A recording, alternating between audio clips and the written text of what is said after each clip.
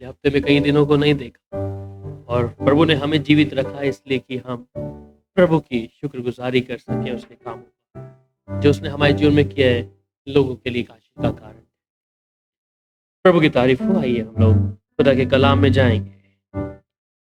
हम सब बपतिस्मा पाए हुए लोग हैं और बपतिस्मा के साथ में पवित्र आत्मा का बपतिस्मा, जिसे समझने के लिए हम लोग वचन से आज कुछ बातों को सीखें। पानी का बपतिस्मा के विषय में हम जानते हैं कि वो कोई आसमान देता है या उसके लिए पानी की आवश्यकता होती है और एक मन फिराए व्यक्ति और उद्धार के विषय। पर परमेश्वर जिस पवित्र आत्मा के बपतिस्मे की बात करता है उसकी हम थोड़ा ध्यान जाएंगे और ये परमेश्वर के तरफ से उसके विश्वासियों के लिए एक वायदा है, एक प्रॉमिस कि उसके लोग पवित्र आत्मा का बपतिस्मा पाए और प्रभु की मौजूदगी में, जिससे वो और भी आगे चल सके। बाइबल में इज़ेकियेल की किताब उसका 26 अध्याय और उसकी 26 से लेके 27 आयत तक जब हम पढ़ते हैं, the book of Ezekiel chapter 36 verse 26 to 27, Ezekiel की किताब 36 अध्याय और उसकी 26 से लेके 27 आयत।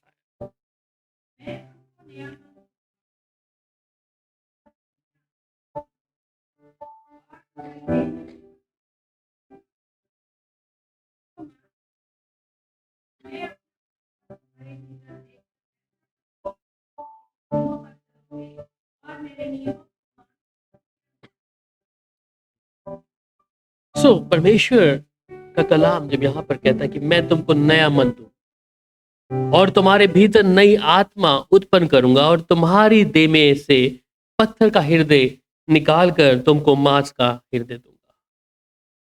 नया मन के विषय में देखें कि नया मन है क्या। इसका मतलब कि शारीरिक व्यक्ति के जीवन में जिस मन के विषय में देखते हैं, और वचन कहता है कि मन में असाध्य रोग लगा हुआ है। इसका मतलब मनुष्य है, चाहे वो पानी का बपतिस्मा पिता पुत्र पवित्र आत्मा के नाम से लिया है, फिर भी मन में कई सी ऐसी बातें हैं, शंकाएं हैं या कई ऐसी बातें जो एक बपतिस्मा पाए व्यक्ति के अंदर नहीं होना, परंतु फिर भी उस मनुष्य के अंदर। इसलिए कई बार जब बपतिस्मा हम लेते हैं तो हम सोचते हैं कि इसमें हमारे पाप धुल जाएंगे, पर फिर भी मनुष्य के अंदर कहीं ना कहीं वो बातें उसकी जुबान पर आती है या शरीर में आती है तो वो दिखता है। पर इज़ेकियेल की किताब में और जब ये पढ़ते हैं कि मैं तुमको एक नया मन दूंगा, इसका मतलब ऑलरेडी मन हमारे पास है, परंतु नया मन की क्या आवश्यकता है। कि एक व्यक्ति जब धुल जाता है परमेश्वर के पुत्र यीशु मसीह पिता पुत्र पवित्र आत्मा के नाम से जब एक डुबकी लेता है, पर फिर भी मन में कई सारी बातें को लेकर मनुष्य का चाल चलन या उसकी भीतर की बातें उसको कहीं ना कहीं कमजोर कर सकती है, या शरीर की चीजों पे या संसार की चीजों पे मन लगने की कोशिश होती है। परमेश्वर इस बात को कहता है कि मैं नया मन दूंगा और तुम्हारे भीतर नई आत्मा पैदा करूंगा। इसका मतलब नया आत्मा और नया मन, यही चीजें मुझे परमेश्वर की मौजूदगी में ले जा सकता है, क्योंकि एक मनुष्य के अंदर मन भी है और आत्मा भी है। और एक बपतिस्मा सिर्फ फिजिकली तौर पर पानी का डुबकी लेके वो एक नहाने जैसा हो गया, पर जिस पवित्र आत्मा के बपतिस्मा की परमेश्वर बात करता है और वो दूसरा चरण कहता है कि एक पानी का बपतिस्मा और एक आग का बपतिस्मा है। इसलिए हर एक विश्वासी के लिए बेहद जरूरी हो जाता है कि ये बपतिस्मा जो आग का है या परमेश्वर का है, पवित्र आत्मा का है, ये हमारे जीवन में होना आवश्यक है। क्योंकि अगर वो मेरे और आपके भीतर या मन का नया होना या उस नई आत्मा का पैदा होना, तो कहते हैं तुम्हारा हृदय में जो पत्थर का हृदय है तुम्हारे देह में, मैं उसे निकाल कर तुमको मांस का हृदय दूंगा। इसका मतलब कि परमेश्वर इस बात को भली भांति जानते हैं और इज़ेकियेल जो नबी है परमेश्वर का, उस बात के विषय में पहले ही परमेश्वर उसको ये प्रकाशन दे दिया है कि नए नियम के अनुसार हम बपतिस्मा लेते हैं, पर नए नियम के साथ साथ पुराने नियम में परमेश्वर उन बातों के विस्तार से बता के रखा है कि एक मनुष्य का सिर्फ पानी की डुबकी लेना ही नहीं, परंतु पवित्र आत्मा का बपतिस्मा लेना भी आवश्यक है। और ये बदलाव है मेरे मन को, मेरी आत्मा को और मेरे अंदर जो हृदय है कई बार कठोर। इसलिए कठोर मन कई बार क्या है कि हम परमेश्वर के वचन को सुनते हैं और सुनने के बाद हम कई बार फिर भी हमारा मन कठोरता से रहता है उस चीज के लिए। सुनने के बाद भी परमेश्वर का वचन आज हमारे हाथों में है, मोबाइल्स में है या हमारे घर की हमने पट्टियों पर लिख कर रखा है, फिर भी फिर भी वो कलाम जिस विषय में परमेश्वर कहता है कि मांस का जो हृदय मैं तुझे दूँगा, कि जब तक ये अंदर से टूटेगा नहीं, तब तक परिवर्तन भी नहीं है। और फिर वो आगे कहता है कि और मैं अपना आत्मा तुम्हारे भीतर देकर ऐसा करूँगा कि तुम मेरी विधियों पर चलोगे और मेरे नियमों को मानकर उनके अनुसार करोगे। इसका मतलब मन का बदलाव और साथ में आत्मा का चेंज होना भी। या पत्थर का हृदय निकाल कर अपने मांस का हृदय जब प्रभु देता है, तो कहता है तब तुम क्या करोगे? मेरी विधियों और मेरे नियम को मानकर उसके अनुसार करोगे। सिर्फ इसका मतलब ये नहीं कि मैं पानी का डुबकी का ले लिया बपतिस्मा, ये मेरे लिए काफ़ी है। इसलिए पानी की डुबकी के साथ-साथ एक व्यक्ति को, एक विश्वासी को ये ज़रूरी है कि वो इसकी इच्छा रखे, या वो आग का बपतिस्मा या पवित्र आत्मा का बपतिस्मा, वो उस विषय में एक आग को अंदर रखना ज़रूरी है। और ये क्या करता है? ये क्लींजिंग मतलब कि सफाई करता है हमारे अंदर। हमारे अंदर एक नया हृदय लाता है, एक नई आत्मा, और परमेश्वर का आत्मा हमारे अंदर बहुत ऐसे काम करता है। इसलिए परमेश्वर इस बात के विषय में साफ तौर पे कहते हैं कि मैं तुम्हारे मन को बदलूँगा, तुम्हारे अंदर अपना आत्मा डालूँगा। वहाँ पर बाइबल में जब आप योएल की किताब पढ़ते हैं, तो वहाँ पे हमने पिछले हफ्ते भी पढ़ा था कि 2 अध्याय, और इसमें 28 से जब 32 की आयत तक पढ़ते हैं, योएल की किताब, द बुक ऑफ योएल चैप्टर 2 वर्स 28 टू 32, 2 अध्याय 28 से लेकर 32।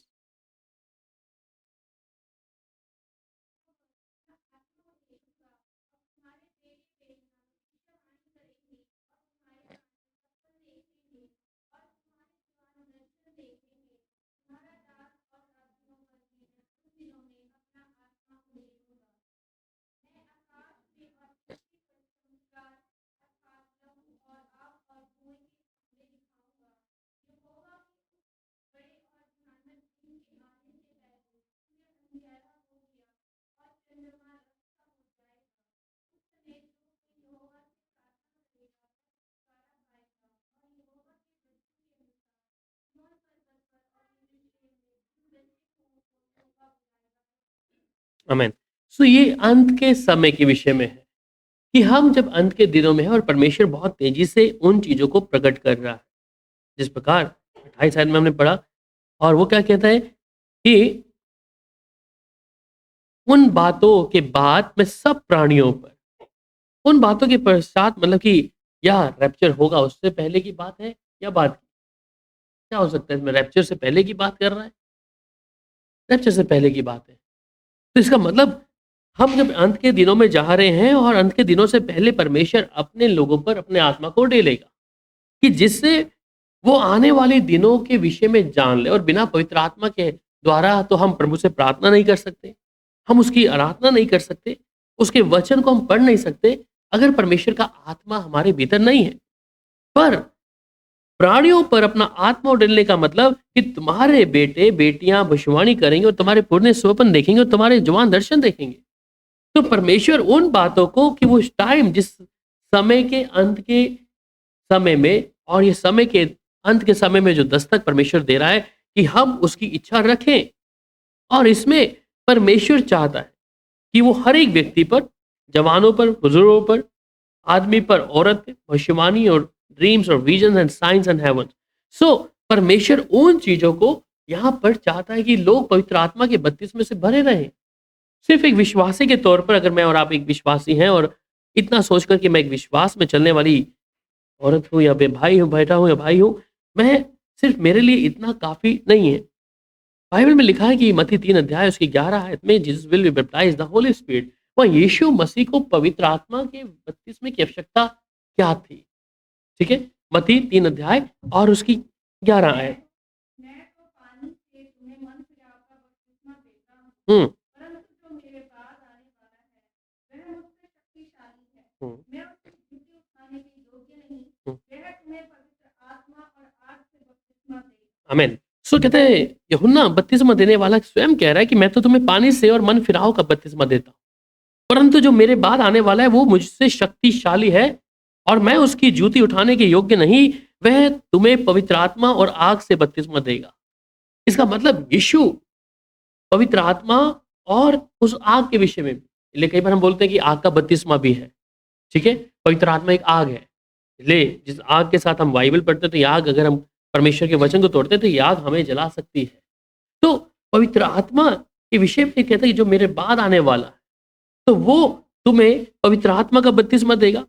ये पवित्र आत्मा के बपतिस्मे के विषय में बहुत सारी बात है कि परमेश्वर उस अंत के दिनों में भी हमारी उस पवित्र आत्मा की बपतिस्मा जब होगा तो उससे हमारे अंदर का जीवन बदलाव, हमारे मन का, या हमारे भीतर से वो पत्थर के हृदय को, जो वचन को सुनने के बाद भी हम उसमें कठोर बने रहते हैं। तो पवित्र आत्मा का जब बपतिस्मा होगा तो वो परमेश्वर हमारी मदद करेगा। पवित्र आत्मा जो परमेश्वर की उपस्थिति में मुझे और आपको लेके जाता है, परमेश्वर के सामने बिठाता है, परमेश्वर के सामने उस वचन को समझने के लिए हमें बुद्धि और ज्ञान देता है। तो ये पवित्र आत्मा का बपतिस्मा एक व्यक्ति के लिए बेहद ज़रूरी हो जाता है जब हम विश्वासी तौर पर हैं। तो विश्वासी तौर पर कई लोग, हम लोग बपतिस्मा लेते हैं और हम सिर्फ 9 वरदानों के पीछे रहते हैं, परंतु जिस बपतिस्मे के विषय में परमेश्वर कहता है, उसकी हम भूख और प्यास निरंतर रखनी है। क्यों? यीशु के विषय में भी वहाँ पे बाइबल लिखा है कि यीशु के बारे में, कि यीशु जब जंगल में था, तो किससे भरा था? वो आत्मा से भरा था। ठीक है? जब वो पानी का बपतिस्मा, तो पवित्र आत्मा से भर गया एकदम से। तो 2 चीज़ें हैं, इसलिए वो तब वो पवित्र आत्मा है, इसलिए तीनों बार आप देखें वहाँ पे जब यीशु का बपतिस्मा, तब वो सेवा में आए। उससे पहले वो सेवा में नहीं था। तो उस आत्मा की भरपूरी से होकर परमेश्वर का पुत्र भी सेवा में उतरा है।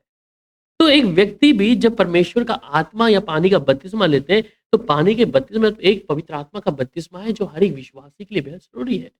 कि वो अगर सेवा में है या परमेश्वर के साथ जिस संबंध को लेके चल रहा है, कि वो जो आग का बपतिस्मा है उसमें वो भरा रहे। कि फाड़ खाने वाले को इस बात के विषय में पता लगे कि पानी का बपतिस्मा से नहीं, ये तो पवित्र आत्मा की आग का बपतिस्मा है, तो वो देख के भी डरेगा उस चीज़ को। जब हम पानी का बपतिस्मा लेते हैं तो हम एक छोटी-सी चींटी को हराते हैं। इसका मतलब स्वर्ग का दरवाजे हमारे लिए खुलते हैं और स्वर्ग आनंद करता है। पर उससे बड़ा आनंद कब है? जब एक व्यक्ति पवित्र आत्मा और आग का बपतिस्मा पाता है तब। क्योंकि वो परमेश्वर के लिए एक योद्धा के रूप में तैयार हो गया है। उसने उस देह को पहन लिया है, जिसलिए कहता है गलाती 3:27 में कहता है कि जिन्होंने बपतिस्मा लिया है, उन्होंने मसीह की देह को पहना हुआ है। तो मसीह की देह को पहनने के साथ-साथ पानी का बपतिस्मा लिया है, पर पानी के बपतिस्मा लेने के बाद भी हम कई बार अपनी इच्छा चला रहे होते हैं। हम अपनी मन की इच्छा चला रहे होते हैं। पर जब एक व्यक्ति का आग का और पवित्र आत्मा का बपतिस्मा है, वो पूरा का पूरा परमेश्वर के नियंत्रण में आता है। बाइबल इस बारे में कहती है कि जब हम बपतिस्मा लेते हैं तो हम क्या करते हैं? हम अपने आप को परमेश्वर के अधीन कर देते हैं। इसका मतलब हमारी इच्छा ना रहते, अब परमेश्वर के नियंत्रण में हम लोग आ जाएँ। तो इसलिए यीशु के विषय में भी, यीशु भी बैप्टाइज़ हुए पवित्र आत्मा के द्वारा, ठीक है? और वहाँ पर प्रेरितों के काम 1:5 में जब पढ़ते हैं, वहाँ जीसस प्रॉमिस हिज डिसाइपल, परमेश्वर ने, यीशु ने अपने चेलों से भी एक वायदा किया है। जी, पढ़िए। प्रेरितों के काम क्योंकि यूहन्ना ने तो पानी में बपतिस्मा दिया है, हुँ, परंतु थोड़े दिनों के बाद तुम पवित्र आत्मा से बपतिस्मा पाओगे। आमीन। सो कहते हैं क्योंकि यूहन्ना ने तो पानी में बपतिस्मा दिया, परंतु थोड़े दिनों के बाद तुम पवित्र आत्मा से बपतिस्मा पाओगे। अब जब हम एक व्यक्ति बपतिस्मा लेता है या पानी का, पवित्र आत्मा का बपतिस्मा पहले नहीं होगा, सबसे पहले पानी का बपतिस्मा होगा। इसलिए जल और आत्मा से जो ना जन्मे, बाइबल में लिखा है कि जब तक कोई जल और आत्मा से ना जन्मे तो परमेश्वर के राज्य में दाखिल नहीं हो पाएगा। इसलिए यहाँ पर जब देखते हैं कि यूहन्ना ने पानी में बपतिस्मा दिया, इसका मतलब वे लोग पानी का बपतिस्मा ले चुके थे। पर पानी के बपतिस्मे के बाद दूसरा चरण आता है, जिस पवित्र आत्मा के बपतिस्मा पाओगे, जहाँ पर यहाँ पर लिखता है कि जीसस प्रॉमिसेस डिसाइपल, परमेश्वर के पुत्र ने अपने लोगों से, चेलों से वायदा किया है। और सिर्फ वहीं पर नहीं, वहाँ 11 अध्याय और उसकी 16 आयत में भी क्या कह रहा है? प्रेरितों के काम में। तब मुझे प्रभु का यह वचन स्मरण आया, जो उसने कहा था, यूहन्ना ने तो पानी से बपतिस्मा दिया, परंतु तुम पवित्र आत्मा से बपतिस्मा पाओगे। तो कहते हैं, तब मुझे प्रभु का ये वचन स्मरण आया। इसका मतलब वो पानी के बपतिस्मा तक सीमित थे उस समय तक। ये बात उन तक नहीं पहुँची थी उस समय पे कि इनको पवित्र आत्मा की बपतिस्मे की ज़रूरत है। इसलिए जब 120 लोग वहाँ पर थे, तो वो आग सी फटती हुई जीवें उन्हें नज़र आ गई वहाँ पर। संगति थी, इकट्ठे थे, हर दिन रोटी तोड़ते थे, एक एक फेलोशिप उनके अंदर थी।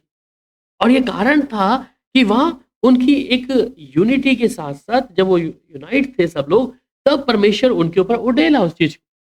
इसलिए कइयों को ये नहीं कि उसके घर पे प्रभु ने पानी का बपतिस्मा के बाद वहाँ पर आग का बपतिस्मा दिया है। इसलिए परमेश्वर कई चीज़ों को झुंड में करता है। इसलिए जब पौलुस, पतरस, ये लोग जब प्रचार करते थे, इसलिए कई लोगों ने जब परमेश्वर के वचन को उनके द्वारा सुना, तो वहाँ पर कितने लोगों ने बपतिस्मा लिया, इतने 1000, 5000, 4000 लोगों ने, उनके मन फिर गए इसलिए। और पौलुस पत्र सिर्फ एक ही प्रचार वो करते हैं, यीशु मसीह तुम्हारे पापों के कारण मरा है। ये उनके लिए बेहद ज़रूरी हो गया कि यीशु मेरे लिए मरा है और उन्होंने ये निर्णय लिया कि हम पानी का बपतिस्मा लें। तो एक बपतिस्मा की जो रस्म है, दुनियावी तौर पे कोई सर्टिफिकेट पाना नहीं है या किसी चीज़ को करना नहीं है, वो तो एक समर्पण है, परंतु उससे बढ़कर जो पवित्र आत्मा का बपतिस्मा है, एक विश्वासी के लिए बहुत ज़रूरी बन जाता है। इसलिए यहाँ पर भी ये जो पेंतुकुस्त के दिन पर इन प्रेरितों जो कलीसिया थी, इनसे एक वायदे को परमेश्वर ने पहले ही कर दिया कि तुम उस पवित्र आत्मा का बपतिस्मा पाओगे। तो पवित्र आत्मा के बपतिस्मा को मेरे जीवन में होना ज़रूरी है, ये मेरे अंदर एक आग को दिखाता है। आप उसकी आग से भरे रहेंगे और जब आप उसके कलाम को खोलेंगे, परमेश्वर उसका भेद और प्रकट कई चीज़ों को विस्तार से आपको बताना आरंभ करेगा। सिर्फ पानी की डुबकी लेना मेरे लिए काफ़ी नहीं है। हमारे कलाम में, बाइबल में लिखता है कि हर चीज़ की स्टेप बाय स्टेप परमेश्वर ने रखी है। कि एक व्यक्ति जब विश्वास करता है, तो विश्वास के साथ उसको दूसरा करण क्या है? उसमें दूसरी सीढ़ी पे कैसे चढ़ना है उसको? और अगली चीज़ें परमेश्वर कैसे उसके जीवन में रखा? तो परमेश्वर एक-एक बात को स्टेप बाय स्टेप बताता गया। इसलिए ये बेहद ज़रूरी है। और लूका की इंजील 24 अध्याय और उसकी 49, wait for the promise and close with the power. लूका 24 उसकी 49 वर्ड्स।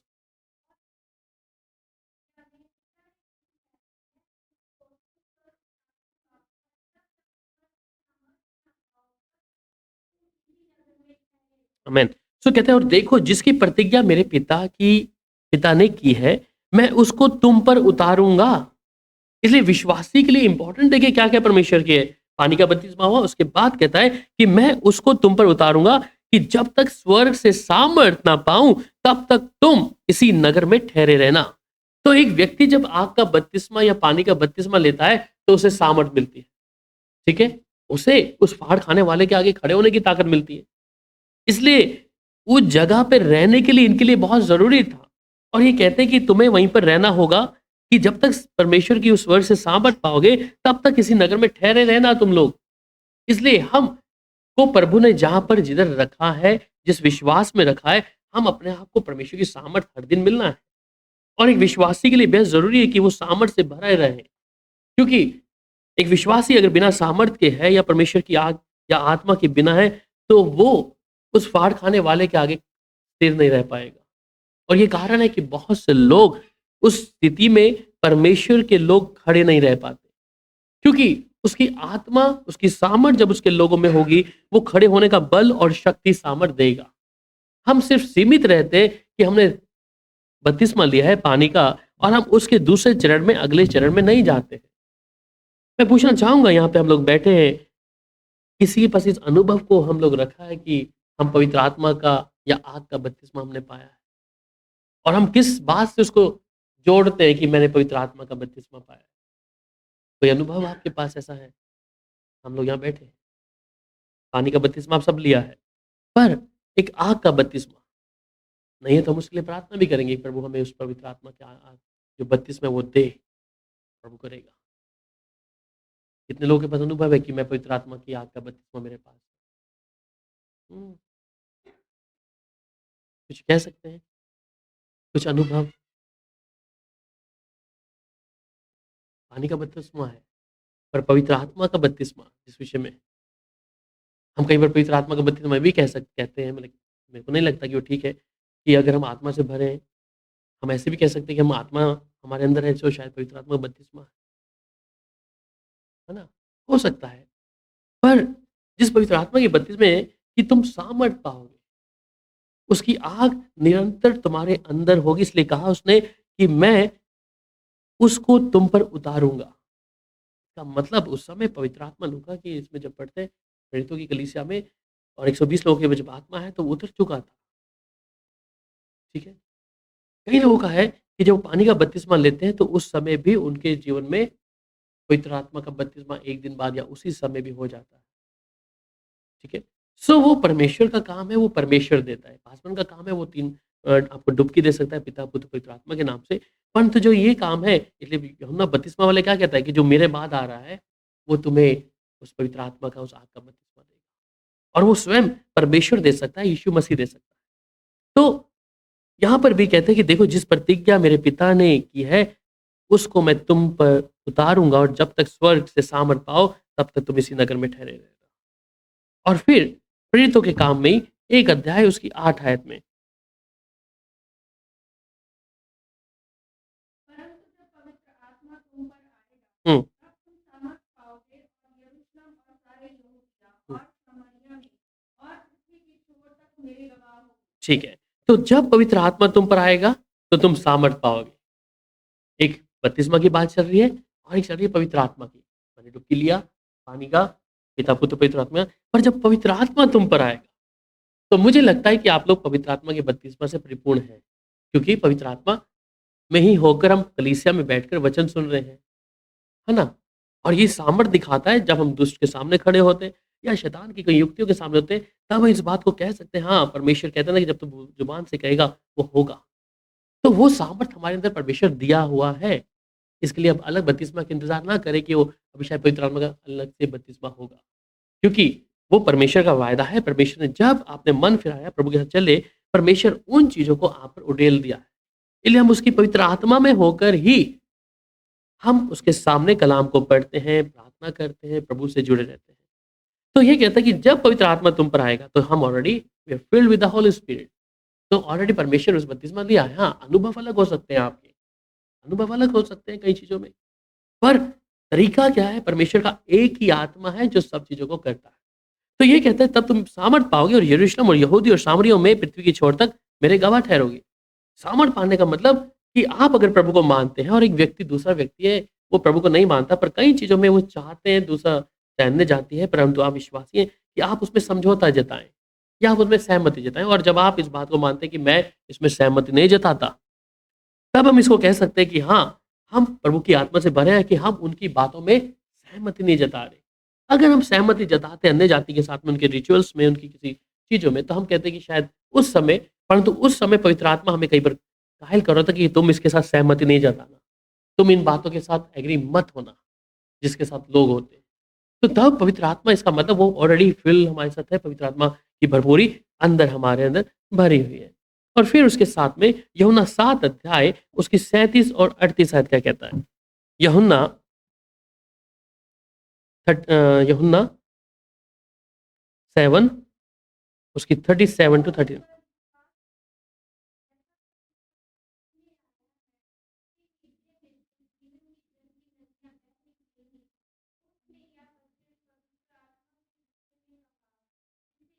यूहन्ना 7:37 से। पर के अंतिम दिन जो मुख्य दिन है, यीशु खड़ा हुआ और पुकार कर कहा, यदि कोई प्यासा हो तो मेरे पास आए और पिए। 38 जो मुझ पर विश्वास करेगा, जैसा पवित्र शास्त्र में आया है, उसके हृदय में से जीवन के जल की नदियां बह निकलेंगी। हम्म, उसने यह वचन पवित्र आत्मा के विषय में कहा, जी, जिसे उस पर विश्वास करने वाले पाने पर थे, क्योंकि आत्मा अब तक न उतरा था, आमेन। क्योंकि यीशु अब तक अपनी महिमा को न पहुंचा। जी, समझ गए। सो यहाँ कहता है फिर पर्व के दिन में जो मुख्य दिन है, यीशु खड़ा हुआ और पुकार कर कहा, यदि कोई प्यासा हो तो मेरे पास आकर पिए। जो मुझ पर विश्वास करेगा, जैसा पवित्र शास्त्र में आया है, उसके हृदय में से जीवन के जल की नदियां बह निकलेंगी। और आगे वो कहते हैं तब भीड़ में से किसी ने किसी बात कर सचमुच नहीं, हाँ, हाँ, तब कहते हैं जिस उस पर विश्वास करने वाले पाने पर थे, क्योंकि आत्मा अब तक ना उतरा था, क्योंकि यीशु अब तक अपनी महिमा को ना पहुंचा था। तो जिस आत्मा के विषय में यीशु मसीह वहां कह रहे हैं, इसलिए पवित्र आत्मा के विषय में देखें तो पवित्र आत्मा को जो पुराने नियम में हम देखा जाता है, वो नदी के रूप में है, पानी के रूप में, जिसे हम आगे देखेंगे अभी। ठीक है? तो परमेश्वर का पुत्र उसी विषय में कि पवित्र आत्मा के विषय में यहाँ पर उन विश्वासियों लोगों के विषय में कह रहा है। तो एक मनुष्य का जीवन, एक लाइफस्टाइल जो है, कहते हैं बदलने के लिए कि उसका जीवन चरित्र कैसा है, इसलिए कहता है कि उनके हृदय में जल की नदियां बह निकलेंगी। तो एक व्यक्ति जब पवित्र आत्मा का बपतिस्मा पाता है, उसके जीवन के अंदर से, उसकी बातों में, उसके स्वभाव में कई चीज़ों का परिवर्तन होगा, जिसे हम पहले पढ़ चुके हैं कि वो परमेश्वर मन को बदल देगा। फिर दूसरी बात, वो मन के साथ में हमारे अंदर से पत्थर के हृदय को निकाल कर मांस का हृदय देगा, अपना आत्मा उड़ेलेगा। तो एक विश्वासी के अंदर परमेश्वर उस विश्वास के अंदर जो आत्मा में चलने वाली बात है उनको बता रहा है। और फिर उसके साथ में 39 आयत क्या कह रही है? उसने यह वचन पवित्र आत्मा के विषय में कहा, हम्म, जिसे उस पर विश्वास करने वाले पाने पर थे, जिसे उस पर विश्वास करने वाले पाने पर थे। इसका मतलब वो जो कलीसिया थी, वो लोग वो विश्वास कर रहे थे, परंतु वो पाने के लिए तैयार भी थे। क्योंकि यीशु जो जिस शब्दों को कह रहा है, वो सुन रहे हैं कि अभी हमें पानी का बपतिस्मा लिया है, परंतु इस पवित्र आत्मा के विषय में वो इसको गंभीरता से ले रहे थे कि हमें भी इस चीज़ के इच्छुक होना है। हमें पवित्र आत्मा की मौजूदगी से भरना है। तो वो उस मौजूदगी को दिखाकर उस पर जो यीशु अब तक जिस महिमा तक नहीं पहुँचा था, उसके विषय बात कर रहा है। फिर आगे वहाँ पर यूहन्ना 14 अध्याय उसकी 16 और 17 आयत को जब पढ़ते हैं, ठीक है? यूहन्ना 16, मैं 14। यहोवा से विनती करूँगा हुँ, और वह तुम्हें एक और सहायक देगा हुँ, कि वह सर्वदा तुम्हारे साथ रहे, अर्थात सत्य का आत्मा, जिसे संसार ग्रहण नहीं कर सकता, क्योंकि वह ना उसे देखता है हुँ, और ना उसे जानता है। हुँ, तुम उसे जानते हो क्योंकि वह तुम्हारे साथ रहता है हुँ। और वह तुम में होगा। ठीक है। सो अभी हम कह रहे थे कि पवित्र आत्मा का बपतिस्मा एक विषय में, तो ये वचन इस बात की पूर्ति करता है कि वो कहता है कि और मैं पिता से विनती करूँगा और वह तुम्हें एक और सहायक देगा कि वह सर्वदा तुम्हारे साथ रहे, अर्थात सत्य का आत्मा, जिसे संसार ग्रहण नहीं कर सकता, क्योंकि वह ना उसे देखता है और ना उसे जानता है। तुम उसे जानते हो क्योंकि वह तुम्हारे साथ रहता है और वह तुम में होगा। तो अब यहाँ पे एक विश्वासी के विषय में देखें कि वो हमारे साथ में है, हमारे बीच में रहता है, हमें प्रभु की हज़ूरी में लाने के लिए मदद करता है, वचन को पढ़ने के लिए, समझने के लिए। तो परमेश्वर के साथ में जब हम चल रहे हैं, तो पवित्र आत्मा परमेश्वर अपने लोगों को ऑलरेडी दिया है। उस बपतिस्मा को परमेश्वर भरा है। कईयों के जीवन में जो इसके विषय की गवाही है या उसके विषय में कहते हैं जो पवित्र आत्मा का जब बपतिस्मा उन्हें मिला, तो उनका जो स्वभाव या उनके जीवन में कुछ गवाही अगर ऐसे देखेंगे, जैसे अलग-अलग अनुभव है सबके यहाँ पर ना। तो जब मुझे मिला तो मुझे मालूम है कि मैं उस समय एक घर में था और रात भर अन्य भाषा में लेके सुबह हो गई, रात के 10 बजे से लेके 7-8 बज गए और मेरा ब्लड आने लग गया, मेरा गला फट गया, इतना मैं अन्य भाषा में बात करते-करते। पर ये मेरे लिए एक चिन्ह था और अन्य भाषा को कई बार हम लोग पवित्र आत्मा के साथ कंपेयर करते हैं, वो एक चिन्ह है, ठीक है? पर क्योंकि मैं कई लोग देखा है जो अन्य भाषा बोलने वाले लोग भी कई बार गुनाह करते हैं, कई बार ऐसी चीज़ें करते हैं। पर अन्य भाषा के साथ-साथ वो जो चिन्ह परमेश्वर दिया है कि हम अन्य भाषा में जब बात करते हैं, वही चिन्ह को परमेश्वर दिया है। उसे हम पवित्र आत्मा ही एक समझ सकते हैं कि पवित्र आत्मा का एक तरीका है जिसे हम जान सकते हैं, समझ सकते हैं। पर कई बार जब पवित्र आत्मा उठ गया तो मनुष्य सिर्फ़ केवल अन्य भाषा तक ही सीमित रहता है, पवित्र आत्मा उठ जाता है। ठीक है? पर यहाँ हम देखते हैं कि वो परमेश्वर पहले ही उनके विषय में कह दिया कि मैं जानता है और तुम जानते हो कि तुम्हारे साथ रहता है और वह तुम में होगा। तो वही पवित्र आत्मा हमें परमेश्वर की मौजूदगी में ले जाने के लिए सहायता करता है। परमेश्वर के वचन को जब हम खोल के पढ़ते हैं, उसको समझने के लिए समरण को हमें बढ़ाता है परमेश्वर। ठीक है? सो परमेश्वर उस बातों को यहाँ पे करता है। अब पुराने नियम में जिस बपतिस्मा के बारे में हम देखते हैं और इसको बाइबल में लिखा है कि ओल्ड टेस्टामेंट की किस तरीके से पवित्र आत्मा का जो बपतिस्मा है। सो गिनती किताब जब हम 13 अध्याय और 14 अध्याय पढ़ते हैं, वहाँ पे यॉर्दन के बारे में लिखा है, वहाँ पे भी एक स्पिरिट है वहाँ पर, ठीक है? जिस नदी के विषय में है। और हिब्रू 6 उसकी 2 आयत को भी एक बार पढ़ लेंगे पहले। इब्रानियों 6 अध्याय उसकी 2 आयत। और बपतिस्मों पर हाथ रखने और मरे हुओं के जी उठने और अंतिम न्याय की शिक्षा रूपी नींव फिर से ना डालें। हुँ। और बपतिस्मे और हाथ रखने और मरे हुओं को जी उठने की अंतिम न्याय की शिक्षा रूपी नींव हम फिर से ना डालें। तो इसका मतलब क्या है कि बपतिस्मा क्या अब ज़रूरी नहीं है मेरे लिए क्या? इस आयत से बपतिस्मे और हाथ रखने और मरे हुओं को जी उठने और अंतिम न्याय की शिक्षा रूपी नींव फिर से ना डालें। इसका मतलब क्या है? कुछ समझ आता है? इसकी नींव हम फिर से ना डालें।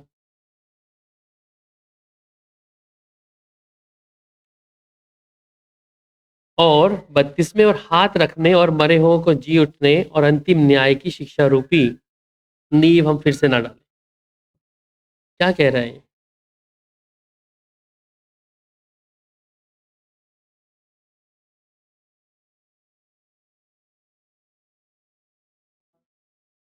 हुँ,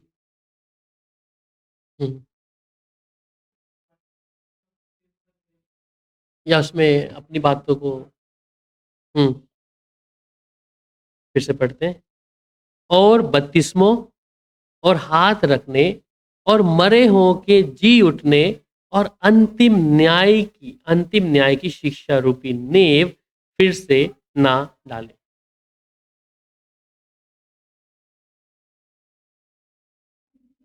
इंग्लिश में कहता है हिब्रू 6:2, इंग्लिश में कहता है of the doctrine of the baptism, ठीक है, and of the laying on hands and resurrection the dead and of eternal judgement. मतलब कि शिक्षा के विषय में वो कहता है of the doctrine of the baptism. Hindi में मेरे को लगा थोड़ा सा अलग करके उसको हम जब पढ़ रहे हैं तो ऐसा कर रहे हैं कि इसको ना करें, मुझे ऐसा लग रहा है हिंदी में, है ना, कि अंतिम न्याय की शिक्षा रूपी नींव फिर से ना डालें। पर इंग्लिश में कहते हैं of the doctrine of the baptism and the laying on the hands and the resurrection of the dead and of the eternal judgement.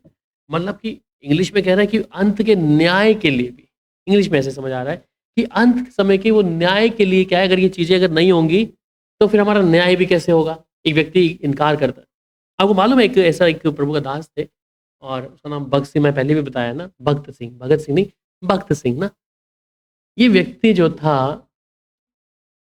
प्रभु से एक गिफ्ट लिया कि प्रभु मैं जहाँ पे जाऊँ तो ना वो धरती हिलनी चाहिए। और ऐसे ही होता था कि वो प्रभु का दास जहाँ पे भी जाता था उस जगह पे भूकंप आता, हिलती थी ऐसे ऐसे करके। पर एक दिन वो सोया हुआ था और प्रभु से बातचीत किया कि भगत सिंह, मैंने सुना है कि तू मुझसे बड़ा हो गया है। और भगत सिंह खड़ा होता है ऐसे करके, प्रभु मैंने ऐसे कौन सा काम किया है जिससे मैं आपसे बड़ा हो गया, मुझे क्षमा कर। भगत सिंह का क्या कारण था कि वो बपतिस्मा ना खुद लिया था और ना देता था। और उसने उसी रात को उठ के अपने पासबान को फ़ोन किया, मुझे अभी बपतिस्मा चाहिए। और जितने उसकी कलीसिया के लिए थे उनको बपतिस्मा दिया। सो कई लोग बपतिस्मा के कई खिलाफ भी हैं। क्यों खिलाफ हैं? वो बोलते हैं कि यीशु के साथ में 2 डाकू लेफ्ट और राइट में थे। तो जो डाकू इस बात के विषय में कह रहा था कि हाँ, यही यीशु मसीह है, यही परमेश्वर का पुत्र है, तो उसने बपतिस्मा कहाँ लिया, तो हमारे को लेना क्या आवश्यक है क्या? और इस बात को कई लोग बोलते हैं कि इसलिए ज़रूरी नहीं है कि हम बपतिस्मा पाएँ। पर बाइबल मत्ती 28 जहाँ एक ग्रेट कमीशन है, वहाँ परमेश्वर कलाम कहता है कि पिता, पुत्र, पवित्र आत्मा के नाम से बपतिस्मा। और यहाँ पर अब हम जिस शिक्षा की बात कर रहे हैं, यहाँ तो पवित्र आत्मा के बपतिस्मा की बात भी कर रहा है। यीशु मसीह स्वयं परमेश्वर है और वो हो सकता है कि उस व्यक्ति के जो गुनाह थे उसको माफ़ किया है और उसके लिए शायद समय नहीं था कि उसको पानी की डुबकी दिया जाए। बाइबल में क्लूनियस है और कई व्यक्ति हैं जिन्होंने खुद इच्छा रखी कि हमें यहाँ पे पानी भी है, सब कुछ है, तो तू देरी क्यों कर रहा है? और उन्होंने जाके फिर बपतिस्मा लिया, ठीक है? पिछले दिनों में उसके बारे में, जब पौलुस और सीलास जिस जेल में थे, वहाँ जिस जेल का जो लीडर था उसने वहाँ पे रखा हुआ था, उसके परिवार ने भी जैसे ही वचन सुना उसको रात को ही घर में लेके चले गए सिलास और पौलुस को। और वहाँ पे रुकने के बाद उसके पूरे परिवार ने प्रभु के वचन को ग्रहण किया और बपतिस्मा लिया वहाँ पर, ठीक है? सो परमेश्वर कई बातों को ग्रहण करने के लिए, इस बातों के लिए हम इसके इनकार नहीं करते कि परमेश्वर जिस बातों के विषय में कहता है उसमें हमारा लेना आवश्यक है। क्योंकि ये परमेश्वर की ओर से परमेश्वर नियुक्त करके रखा है। तो ये चीज़ों को जब परमेश्वर नियुक्त कर रखा है कि हम जिस शिक्षा को हमने पाया है, उस शिक्षा में हम बने रहें। उस शिक्षा में हम निरंतर प्रभु के साथ चलते रहें। सो ये क्लियरली परमेश्वर कहता है उस शिक्षा में हमें बने रहना, ये सोच के कि मुझे आवश्यकता नहीं है बपतिस्मा लेने के लिए। और मैं सोचता हूँ कि अगर कोई व्यक्ति विश्वास में है 10 साल से, 15-20 साल से, और वो सोचता है कि मेरे लिए अभी मैं कब, मेरे को बपतिस्मे की आवश्यकता नहीं है अभी क्योंकि मैं बहुत पापी हूँ, मैं गुनहगार हूँ। और मैं सोचता हूँ कि अगर उसके पास टाइम नहीं है, तो क्या ऐसा व्यक्ति परमेश्वर के राज्य में प्रवेश करेगा? क्या कहना है? एक व्यक्ति 10 साल से विश्वास में है और अचानक उसका मृत्यु हो जाता है, क्या वो परमेश्वर के राज्य में जाएगा क्या नहीं जाएगा? वो विश्वासी एक अच्छे तरीके का, नहीं जाएगा। क्योंकि समा उसके पास वही है, वही समा है उसके पास कि जब तक वो जीवित है पानी का बपतिस्मा, क्योंकि विश्वासी तो अच्छा है, धर्म कर्म सब कुछ कर रहा है, पर एक जगह पे अड़ गया कि अभी नहीं, मैं नहीं ले सकता। तो उसके लिए परमेश्वर स्वर्ग के दरवाज़ों को नहीं खोलेगा, ठीक है? क्यों? उसने जैसा भी विश्वास का जीवन जिया है, परंतु परमेश्वर के जो महान आदेश है, जिसे हम मत्ती 28 में पढ़ते हैं, वो एक ग्रेट कमीशन बोला जाता है। उस आज्ञा के अनुसार परमेश्वर ने कहा है कि तुम पिता, पुत्र, पवित्र आत्मा के नाम से बपतिस्मा देना और जो शिक्षा मैंने तुम्हें दी है, उसे मानना सिखाना, ठीक है? तो वो व्यक्ति के लिए बेहद ज़रूरी है। ये एक शारीरिक तौर पर है, पर अब दूसरे तौर पे अब जब हम एक विश्वासी हैं, तो एक पवित्र आत्मा का बपतिस्मा मेरे लिए और आपके लिए उतना ही बेहद ज़रूरी बन जाता है। अब सिर्फ़ पानी का बपतिस्मा तक सीमित नहीं है, परंतु पवित्र आत्मा का बपतिस्मा मेरे लिए बहुत इम्पोर्टेंट है। इसलिए पानी के बपतिस्मे के साथ में मेरा दूसरा चरण ये होना चाहिए कि मैं पवित्र आत्मा के बपतिस्मा से परिपूर्ण हो जाऊँ। जिससे परमेश्वर मेरे मन को, मेरे अंदर जो आत्मा है, उस आत्मा को निकाल कर परमेश्वर अपना आत्मा दे। मेरे जीवन में जो अंदर जो पत्थर का हृदय, उसे हटाकर परमेश्वर मांस का हृदय दे। तो एक विश्वासी के लिए ये भी बहुत ज़रूरी है कि वो पवित्र आत्मा के बपतिस्मा से भरे और सामर्थ पाए। इसलिए प्रेरितों के लिए यह पहली कलीसिया जो थी, जो प्रेरितों की कलीसिया में हम देखते हैं, इनके लिए क्यों बेहद ज़रूरी बन गया कि ये बपतिस्मा लें, वो भी आग का और पवित्र आत्मा का। क्योंकि परमेश्वर इस समय इस पहली कलीसिया से क्या करना चाह रहा था? अपने कामों को प्रकट करना चाह रहा था। क्योंकि पवित्र आत्मा अभी तक उससे पहले नहीं उतरा। पर पवित्र आत्मा जब पुराने नियम में देखते हैं, वो कभी-कभी उतरता था। पर अब यीशु ने जब साफ कहा कि मैं अपने पिता के पास जाता हूँ, तुम्हारे लिए एक सहायक को भेजूँगा, जो तुम्हारे साथ में रहेगा हर चीज़ों में। तो वो पवित्र आत्मा अब क्या हो गया है? स्थिर हो गया है हमारे बीच में, हमारे साथ में चलना, उठना, बैठना, हर चीज़ों में। इसलिए पवित्र आत्मा ही हमारी मदद करता है जब हम कोई निर्णय लेते हैं। देखिए, पवित्र आत्मा सिर्फ़ हमारे लिए क्या करेगा? पाप के लिए कायल करेगा। हम कई बार बोलते हैं ना कि वो इतने लोग हैं, क्या पवित्र आत्मा उनको कभी इस बारे में नहीं बताया? है ना? कि जो शिक्षा हम अगर मानते हैं, परमेश्वर का कलाम मानते हैं, अगर इस शिक्षा में मैं अपनी बातें मिला दूँ या वचन में जो बातें हैं नहीं, चाहे वो क्रिसमस को लेके या कहीं ईस्टर को लेके या कहीं आजकल झोपड़ी वाले पर्व भी मनाने लग गए हैं लोग, है ना? और कई सारे पर्वों को या होम बलि करके या मेल बलि भी शुरू कर दिया लोगों ने। कई लोगों ने तो घर में अल्टर बनाना शुरू कर दिया, वेदी बनाना शुरू कर दिया है। एक पास्टर है यहीं पे, उसने सबके घरों में वेदी बनाना शुरू कर दिया है। सो ये शिक्षा के विरोध है। तो अब यहाँ देखते हैं, वहाँ भीड़ भी होगी, सब कुछ होगा, पर लोग पूछते हैं क्या परमेश्वर का आत्मा उन्हें कायल नहीं करता? तो हमारा जवाब क्या होगा? क्या जवाब होगा हमारा? क्या परमेश्वर का आत्मा उन्हें कायल करेगा इस चीज़ के लिए? या आप क्या पहना है, क्या खाते हैं? पवित्र आत्मा उस विषय के लिए आपके लिए कायल नहीं करेगा। क्योंकि उसके लिए परमेश्वर ने अपना वचन दिया है और वचन कहा है कि इस वचन के अंदर सारा हम पढ़ते हैं। पवित्र आत्मा हमें तब कायल करेगा जब हम गुनाह करते हैं, जब परमेश्वर के विरुद्ध में पाप में जाते हैं। वो आपको नहीं बताएगा तूने आज कैसा कपड़ा पहना है, तूने क्या खाया था जो नहीं खाना था, उसके लिए पवित्र आत्मा बिल्कुल नहीं कायल करेगा। ध्यान दीजिए इस बात के विषय में। इसलिए कई लोग बोलते हैं, अरे वो लोग ऐसे हैं, प्रभु बड़े-बड़े काम करता है, इतनी भीड़ है, तो पवित्र आत्मा कभी उनको बताया नहीं? नहीं बताएगा पवित्र आत्मा। क्योंकि बुद्धि की बातें हैं, वो अपनी समझ की बातों को तोल दिया है इसमें बाइबल में। पर जब आप वचन के अंदर हैं और वचन की बातों से बाहर जाएँगे या अपने जीवन के द्वारा ऐसा कुछ चीज़ करेंगे, वो पवित्र आत्मा आपको ज़रूर कायल करेगा। आपके मन में ऐसा बनी रहेगी बेचैनी कि तूने क्या किया है? तूने अच्छा नहीं किया है, तू माफ़ी माँग ले। तो पवित्र आत्मा हमारे अंदर कहीं न कहीं उन बातों को कायल करेगा।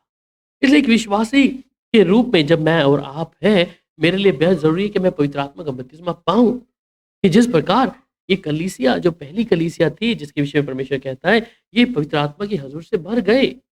और बाइबल जिस विषय में कहती है और अ, यूहन्ना 3 अध्याय उसकी 3 आयत में born again means seeing the kingdom, ठीक है? यूहन्ना 3 का 3।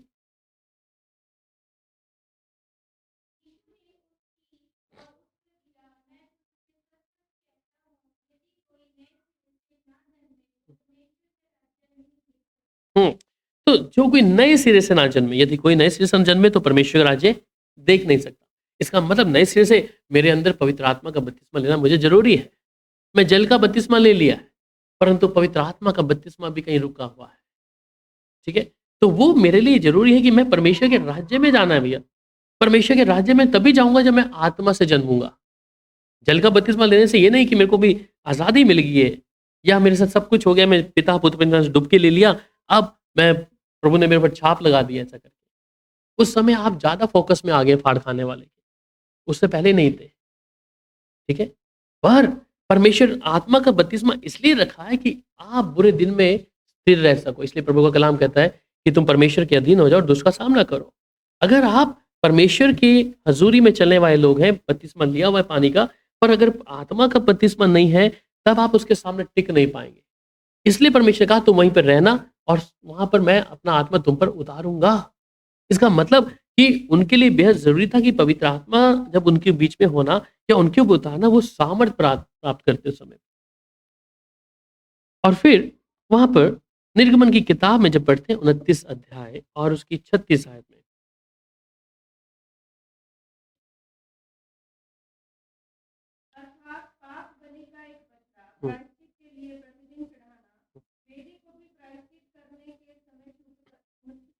हाँ जी, ठीक पढ़ रहे हैं। वेदी को भी प्रायश्चित करने के समय शुद्ध करना और उसे पवित्र करने के लिए उसका अभिषेक करना। हम्म सो यहाँ कहते हैं अर्थात पाप बलि का एक बछड़ा प्रायश्चित के लिए प्रतिदिन चढ़ाना है, और वेदी को भी प्रायश्चित करने का समय शुद्ध करना और उसे पवित्र करने के लिए उसका अभिषेक करना। अब जिस वेदी की बात में कर रहा है कि वेदी को प्रायश्चित करने का समय और शुद्ध करना, इसे पवित्र करने के लिए उसका एक अभिषेक करना। हमारी देह जिसे परमेश्वर इस समय रखा है और इसे शुद्ध करने के लिए सबसे बड़ी चीज है वो पवित्र आत्मा है। पुराने नियम में जिसे बर्न ऑफरिंग यहाँ पे लोग दे रहे हैं अपने आप को पाप क्षमा करने के लिए, वो एक क्लिनजिंग थी, साफ करना था। पर एक व्यक्ति जब अपने जीवन को प्रभु को सौंपता है, मैंने कहा कि जब भी याजक लोग होम बलि या मेल बलि के लिए मेलाप वाले तंबू के आगे अल्टर के सामने बलि चढ़ाने से पहले वो बछड़ा या बर्छी जो भी होती थी, उसे क्या था, उसके अंदर कोई तो चोट नहीं होनी चाहिए थी, पहलौठा होना है, साफ सुथरा होना है। तो बहुत सारी चीजों को देकर या नला धुला कर उसको तब याजक के पास में ले जाकर उस पर छुरी चलाई जाती थी। अब छुरी चलाने का तरीका कैसा था? झटका नहीं था, परंतु क्या था, धीरे धीरे। आपने देखा मोमडन्स भी क्या करते हैं, जब काटते हैं धीरे धीरे करते हैं, हलाल करते हैं। सेम प्रोसेस कि जब वो धुला धुलाया बछड़ा या बकरी, जिसे झटके से नहीं, उसको हल्का हल्का उसके मार के ऐसा उसका ब्लड, जब तक वो तड़प के पूरा ब्लड ना आ जाए बाहर। बाइबल में लिखा है कि जो पाप है वो लहू के अंदर है, ठीक है। वो लहू इसलिए बाइबल मना करता है कि हम ब्लड ना खाएं, ठीक है। ब्लड के अंदर प्राण है, इसलिए परमेश्वर कहता है कि जब तुम नॉनवेज जो भी कब खाते हैं आप, चिकन मटन जो भी, उसमें ब्लड आपके जिस्म के अंदर नहीं जाना चाहिए, वो अच्छे से धुला होना चाहिए। इसलिए जो लोग मोमडन्स हैं हलाल करते हैं, वो भी इसलिए हलाल करते हैं कि क्या हो, उसके अंदर ब्लड ना रह जाए। तो वैसे ही क्या है, जब उस धुले धुलाए बछड़े या बकरी को लेके जाना था, तो शुद्ध करके तब प्रभु के आगे चढ़ावा चढ़ाना था। आज वही दशा है कि जब मैं और आप भी हैं, हमारी ये देह जो है, जिस जिस्म की बात कर रहे हैं या आत्मा प्राण की बात कर रहे हैं, हम एक पानी का बपतिस्मा जब लेते हैं, उस समय हम क्या कर रहे होते हैं? हम स्वयं के लिए मर रहे हैं, पाप के लिए मर रहे हैं, और तीसरी बात, संसार के लिए मर रहे हैं। ये है शुद्ध करना आपकी देह को, आत्मा और प्राण को, जब आप पानी का बपतिस्मा ले रहे हैं, ठीक है। शुद्ध करना मतलब साफ सुथरा कर रहे हैं। फिर अगली चरण जिसके विषय में कहते हैं वेदी को प्रायश्चित करने समय शुद्ध करना, और फिर उसे कहते हैं पवित्र करने के लिए उसका अभिषेक करना। वैसे ही हम अपनी देह को परमेश्वर के सामने जब रखते हैं उस बपतिस्मा के साथ में, पर जब नल्हा धुलाकर उन बातों को जब याजक उसमें से एक एक चीजों को निकाल रहा है, इसलिए हम जब बपतिस्मा लेते हैं तभी हम पश्चाताप करते हैं, प्रभु मैंने जो अब तक किया है मैं अब आगे ना करूं, प्रभु जी मैं उस पाप के लिए मर चुका हूं प्रभु। उसी समान जैसे उस जानवर को जिसकी बलि चढ़नी है, साफ सुथरा करके, पर दूसरी चीज उसको क्या कर रहा है, उसी का ब्लड को अलग लेके या उसकी खाल को लेकर फिर से भूजा जाता है। भूनने के बाद जो राख बनती है उसे जाके मिलाप वाले तंबू में अंदर जाके महापवित्र स्थान में रख दिया जाता है।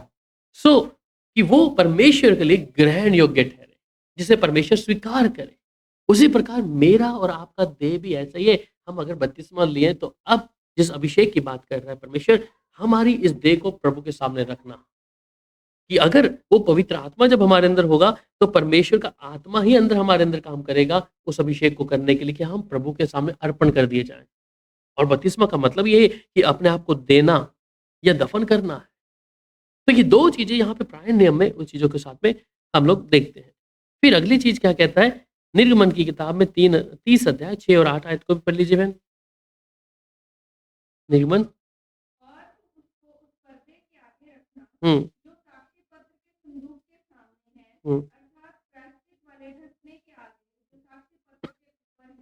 हम्म वहीं मैं तुझसे मिला करूंगा और उसकी वेदी पर हारून सुगंधित धूप जलाया हम्म करे। प्रतिदिन भोर को जब वह दीपक को ठीक करे तब वह धूप जलाए, हम्म और गोधूलि के समय जब हारून दीपों को जलाए तब धूप जलाया करे। यह धूप यहोवा के सामने तुम्हारी पीढ़ी पीढ़ी में नित्य जलाया जाए। सो कहता है और तू उस पर्दे के आगे रखना जो साक्षी पत्र संदूक के सामने, अर्थात प्राश्चित वाले ढकने के आगे जो साक्षी पत्र के ऊपर है, वहीं मैं तुझसे मिला करूंगा। और उसी वेदी पर हारून सुगंधित धूप जलाया करे। प्रतिदिन भोर को जब वह दीपक को ठीक करे, तब वह धूप को जलाए। तब गोधूली के समय जब हारून दीपकों को जलाए, तब धूप जलाया करे। ये धूप यहोवा के सामने तुम्हारी पीढ़ी पीढ़ी में नित्य जलाया करे। तो ये गंधोली के समय भी एक समय है। गंधोली का समय क्या है? हम्म है, है? नहीं, शाम का ढलती है ना। और गंधोली के एक और एक नाम हो रहता है। गंधोली का समय हो गया जिसमें आधी रात आधा है, वो भोर का समय 2 बजे से लेके शुरू होता है, मतलब कि आधी रात और आधा दिन, वो है भोर का समय। ठीक है, भोर का समय ये नहीं कि सुबह तड़के 4 बजे है, पर रात के 2 बजे से शुरू हो जाता है, जिसमें आधा दिन और रात है। ठीक है, सो ये गोधूली के समय कहता है, ये इसमें तू क्या है, अपने तब गोधूली के समय हारून दीपकों को जलाए, तब धूप जलाया करे, वह धूप यहोवा के सामने तुम्हारी पीढ़ी पीढ़ी पर नित्य जलाया जाए। सो नित्य उस चीज को जलाने के लिए परमेश्वर रखा है। उसी प्रकार अब मैं और आप परमेश्वर के सामने नित्य, या वो भोर के समय या गोधूली के समय, हम अपने आप को हर दिन परमेश्वर के सामने समर्पण करना है। हर समय, उस समय ये धूपदान जलाकर परमेश्वर, इसलिए परमेश्वर क्या कहता है कि अब वो मिलाप वाले तंबू में नहीं है, ना वाचा के संदूक में नहीं है, परंतु वो अब हमारे अंदर है। और मैं उस प्रभु के सामने अपने आप को कैसे लेके जाना है, ठीक है? मैं अपने उस प्रभु के सामने कैसा उसको अर्पण करना है।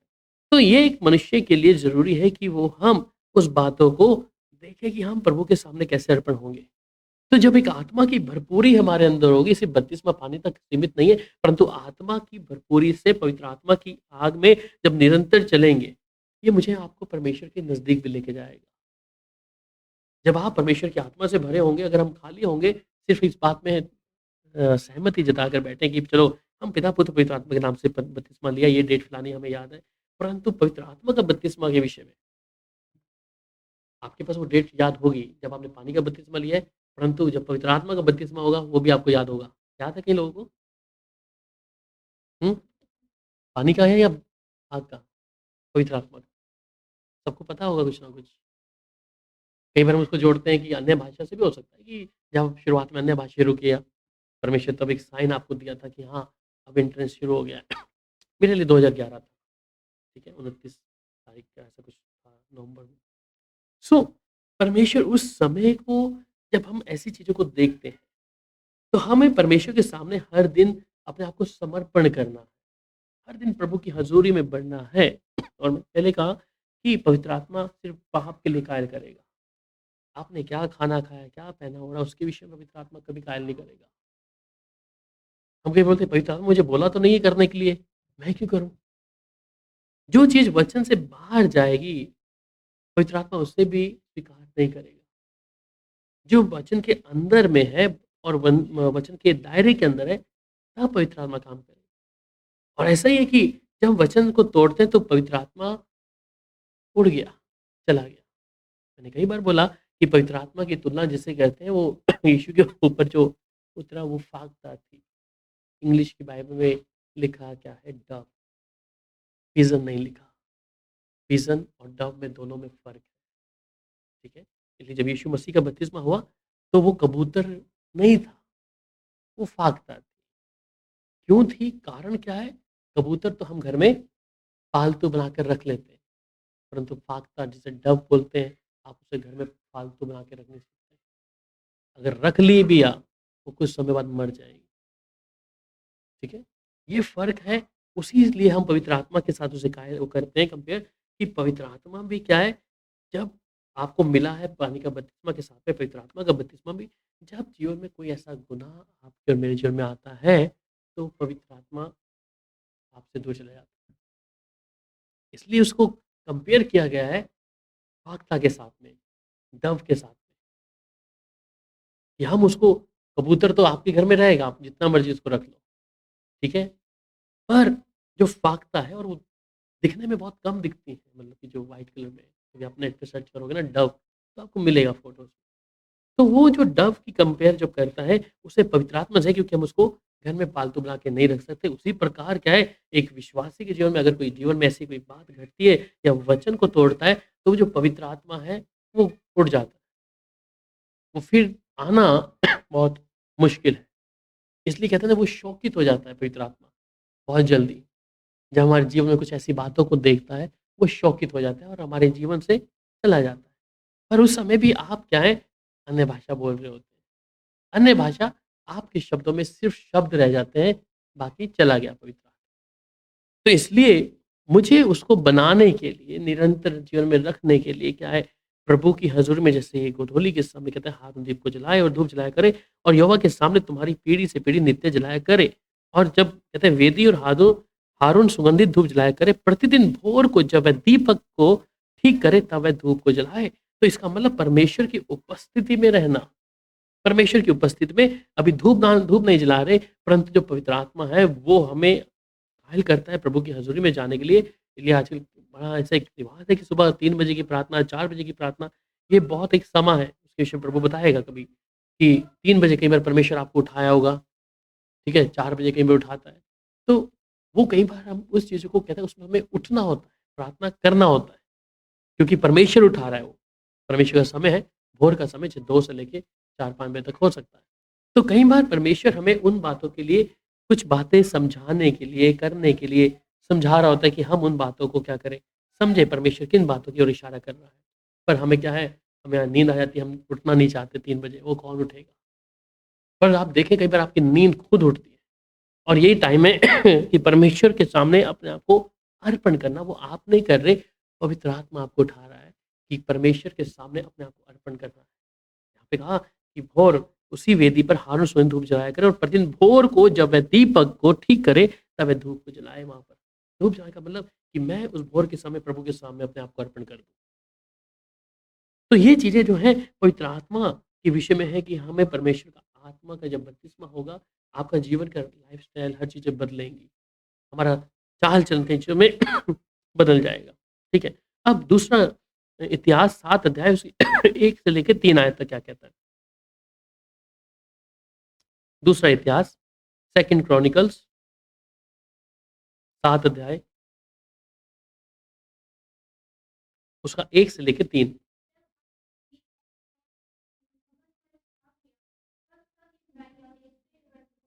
दूसरा इतिहास 7 अध्याय 1 से जब सुलेमान ये जब सुलेमान यह प्रार्थना कर चुका, तब स्वर्ग से आग ने गिरकर होम बलि तथा अन्य अन्य बलियों को भस्म किया हुँ, और यहोवा का तेज भवन में भर गया। हुँ, याजक यहोवा के भवन में प्रवेश न कर सके, क्योंकि यहोवा का तेज यहोवा के भवन में भर गया। जब आग गिरी और यहोवा का तेज भवन पर छा गया, तब इस्राएली देखते रहे और फर्श पर झुककर अपना-अपना मुँह भूमि की ओर किए हुए दंडवत किया और यूँ कहकर यहोवा का धन्यवाद किया, वह भला है, उसकी करुणा सदा की है। हुँ। तब सब प्रजा समेत राजा ने यहोवा को बलि चढ़ाई। राजा सुलेमान ने 22,000 बैल और 1,20,000 भेड़-बकरियाँ चढ़ाईं। हुँ, यस, थैंक यू। तो कहते हैं जब सुलेमान ये प्रार्थना कर चुका तब स्वर्ग से आग ने गिरकर होम बलि तथा और बलियों को भस्म किया और यहोवा का तेज भवन में भर गया। तो यहाँ एक आग के रूप में देख रहे हैं कि पवित्र आत्मा एक आग भी है। और जब आग गिरी तो कहते हैं और याजक यहोवा के भवन में प्रवेश नहीं कर पाए, क्योंकि यहोवा का तेज क्या था? यहोवा का के भवन में भर गया था। इसका मतलब जिस पवित्र आत्मा के विषय में लोग तो बोलते हैं वो हमारा काउंसलर है, पवित्र आत्मा तो हमारा सहायक है। तो हम लोग कई बार पवित्र आत्मा को ऐसा हल्का जानते हैं, वो काउंसलर है हमारा, वो बस सहायक ही है। मेरे को ऐसा लगता है कि हम ऐसा बोलते हैं तो मुझे ऐसा हम पवित्र आत्मा को हल्का जान रहे हैं। पर ये परमेश्वर का आत्मा है।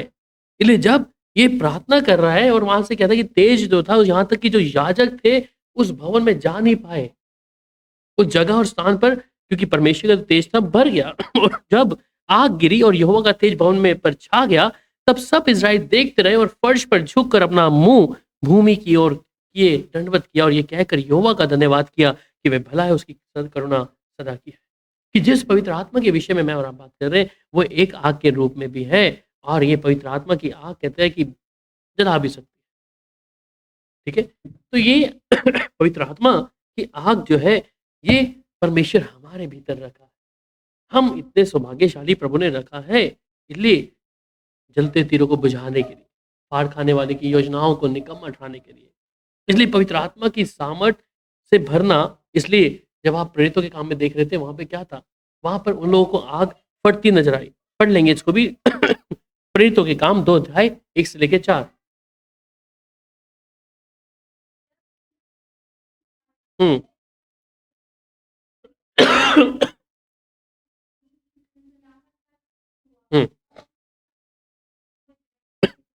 हम्म।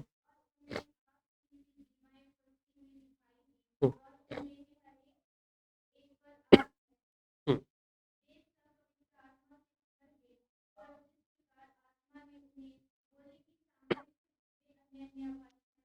आमेन। सो कहते हैं जब पेंतुकुस का दिन आया तो सब वे सब एक जगह पे इकट्ठे थे, मतलब कि सब लोग एक जगह पे थे। पहली चीज। दूसरी चीज कहता है कि और एकाएक आकाश से बड़ी आंधी की सी सनसनाहट का शब्द हुआ और उससे सारा घर जहां वे बैठे थे गूंज गया। और फिर कहता है कि और उन्हें आग सी जीभें फटती हुई दिखाई दी और उनमें से हर एक पर आ ठहरी और वे सब पवित्र आत्मा से भर गए और जिस प्रकार आत्मा ने उन्हें बोलने की सामर्थ दी वे अन्य भाषा बोलने लगे। तो वे लोग क्या हो गए, आत्मा से भर गए जब वो लोग इस पवित्र आत्मा की आग को देख रहे थे। तो इसका मतलब जिस पवित्र आत्मा के बीच में मैं और आप रहते हैं ये कैसी है, आग है। इसलिए पवित्र आत्मा की भरपूरी एक मनुष्य के बीच में, एक विश्वासी के जीवन में क्या है, होना बहुत जरूरी है। और ये बपतिस्मा जो है पवित्र आत्मा का, ये होने के लिए मेरे लिए क्या है, इसकी मैं उम्मीद और एक आशा बनाए रखूं। और जितना हम उसकी आत्मा की भरपूरी से भरे रहेंगे उतना आप बलवंत होते रहेंगे, उस दिन उतनी सामर्थ आपको आती रहेगी। इसलिए हम पवित्र आत्मा को जिससे परमेश्वर ने रखा है वो ऐसे नहीं रखा पवित्र आत्मा कि आप जिस स्थान पर हैं, जिस जगह पे हैं, तो ये जगह जब परमेश्वर की आत्मा की भरपूर से भरती है, वहां लोग जो पुराने नियम में देख रहे हैं ये तो दंडवत करने लग गए। और यहाँ तक कि जो चुने हुए तो याजक थे ये भी उस हैकल के अंदर भवन में नहीं जा पाए। तो हम उस पवित्र आत्मा की आग को साथ में लेके चलते हैं। ये अब मेरा और आपका काम है कि मैं इसको मेंटेन कैसे करता हूँ, मैं कैसे इसको लेके चलता हूँ, कैसे उसकी आत्मा की भरपूरी में बना रहता हूँ। फिर अगली बात को जब बाइबल में लिखा है और यशाया 44 उसका 3 से लेकर 5 आयत तक।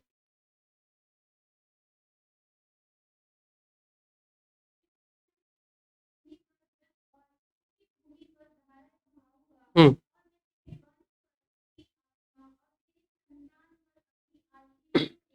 हम्म। हम्म। सो यशायाह भविष्यवक्ता के द्वारा परमेश्वर ने कह दिया कि मैं अपना आत्मा उड़े लूंगा। तो परमेश्वर की योजना क्या है, एकदम से नए नियम में पवित्र आत्मा नहीं आ गई एकदम से, वो पुराने नियम में भी है और शुरुआत से, जहाँ पे हम तीनों को देखते भी, जहाँ पे प्रभु ने उत्पत्ति 26 में कहता है कि आओ मनुष्य को हम बनाएं। तो हम बनाने के मतलब के बारे में पिता पुत्र पवित्र आत्मा तीनों वहां पर है। तो पवित्र आत्मा आरंभ से ही वहां पर परमेश्वर ने रखा है। ठीक है। अब लय व्यवस्था को जब पढ़ते हैं उसका 14 का 18, लय व्यवस्था 14 का 18।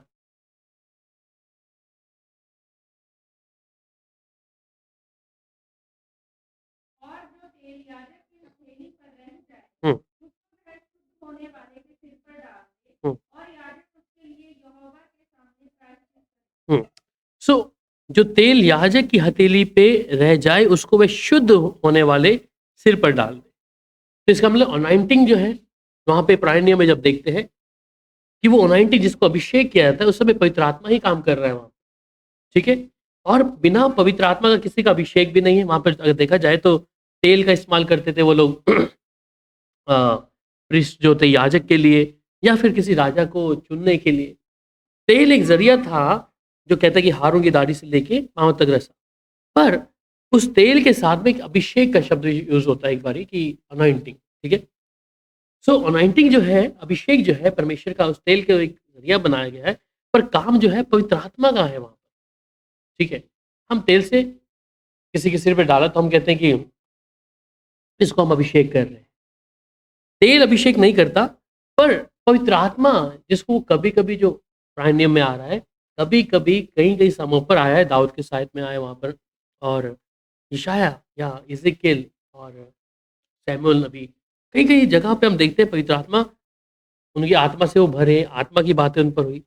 तो ये जो तेल था कि याजक की जो हथेली पे रह जाए, उसको वह शुद्ध होने वाले के सिर पर, जो शुद्ध होने वाला व्यक्ति है, जो व्यक्ति उसके पास आता है, तो कहते हैं उस याजक उसके लिए यहोवा के सामने प्रायश्चित करे उस बारे। तो अभिषेक के टाइम में भी पवित्र आत्मा उस समय वहाँ पर लोगों पर उतरता था। फिर वहाँ पर पेंटिकुलस के बारे में लिखता है और वहाँ कहता है कि प्रेरितों के काम 2 अध्याय उसकी 16 और 21 आयत को जब पढ़ते हैं, 2 का 1 से 4 फिर 16 और 21 आयत। हुँ,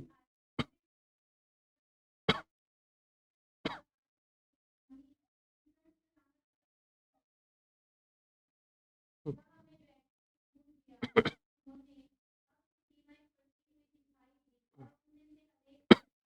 हुँ,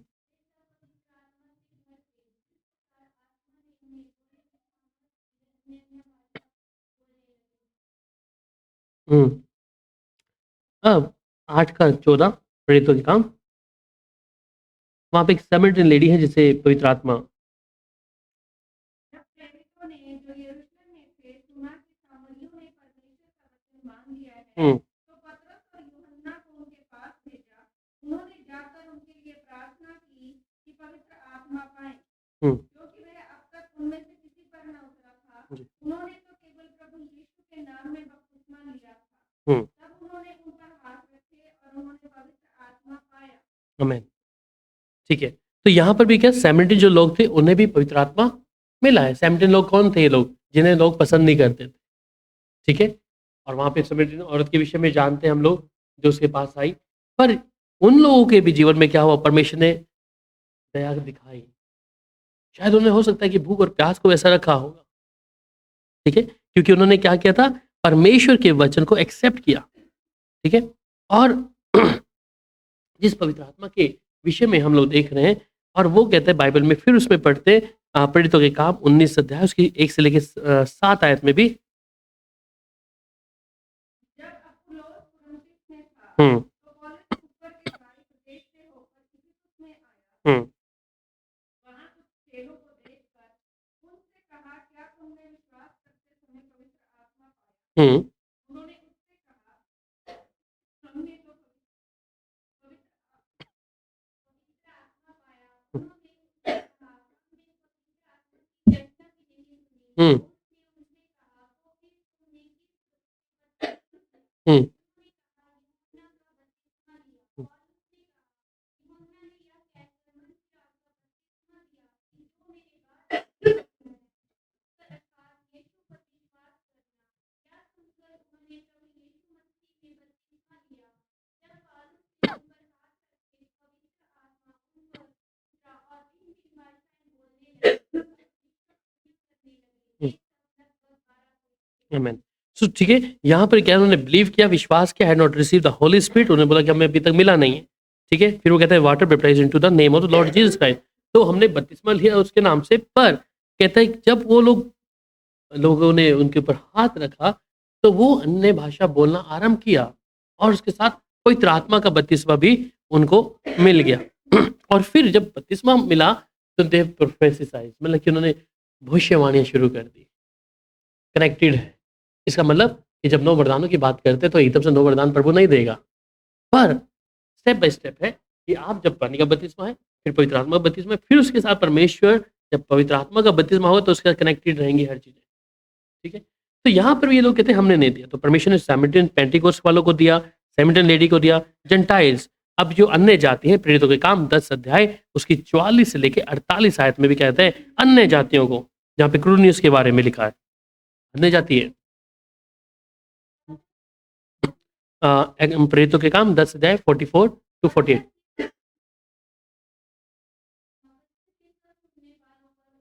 हुँ, 44 टू 48। हुँ,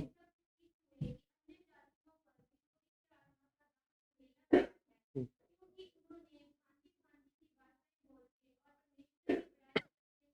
हुँ,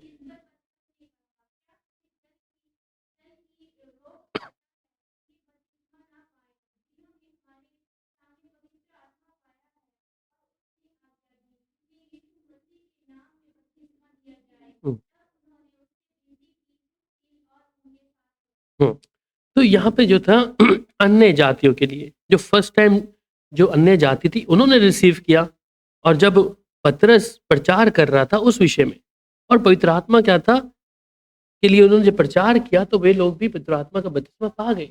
ठीक है, पेंटिकुस्त के पास, सैमरिटन, और फिर उसके बाद अन्य जाति, फिर इफिसियंस में हुआ। तो ऐसे करके परमेश्वर ने कहा इन लोगों को भी पवित्र आत्मा के जो बपतिस्मा था, पहले पानी का बपतिस्मा हुआ, परंतु इनको पवित्र आत्मा का बपतिस्मा भी इनको दिया। अब परमेश्वर का एक जो वायदा है, ऑल होम द लॉर्ड, कि जो परमेश्वर के लोग हैं, तो जब हम प्रभु के साथ में हैं और उस बपतिस्मा को पा कैसे, how to be taken baptise in the holy spirit. तो पहली चीज क्या है, हम परमेश्वर से मांगे। ठीक है, आस्क टू गॉड। और लिखा है लूका की इंजील में उसकी 11 अध्याय उसकी 13 आयत में कि how to baptise in the holy spirit, हम पवित्र आत्मा का बपतिस्मा कैसे पा सकते हैं। ठीक, हाँ, लूका 11 अध्याय और उसकी 13 आयत। अतः जब पूरे होकर अपने बच्चों को अच्छी वस्तुएं देना जानते हो, जी, तो स्वर्गीय पिता अपने मांगने वालों को पवित्र आत्मा क्यों न दे। यस। सो हम अपने पिता से पवित्र आत्मा का बपतिस्मा मांगने के लिए प्रार्थना कर सकते हैं। पिता को बोल सकते हैं कि प्रभु मुझे भी इस आग की सामर्थ्य चाहिए। तो हम अपने जब कलाम कहता है कि जब बुरे होकर अपने बच्चों को अच्छी चीजें देना चाहते हैं, तो स्वर्ग का परमेश्वर हमें वो पवित्र आत्मा क्यों नहीं देगा। ठीक है, तो हम पिता से इसके लिए इच्छा रख सकते हैं कि परमेश्वर हमें उस बातों को दें। और फिर इस एवरीवन नॉट स्पेशल फ्यू, मतलब कि ये हर एक व्यक्ति के लिए परमेश्वर रखा है। इट्स फॉर एवरीवन जो परमेश्वर से प्रेम करते हैं। इसलिए प्रेरितों के काम 2 अध्याय उसकी 38 से लेके 39 आयत में क्या कह रहा है।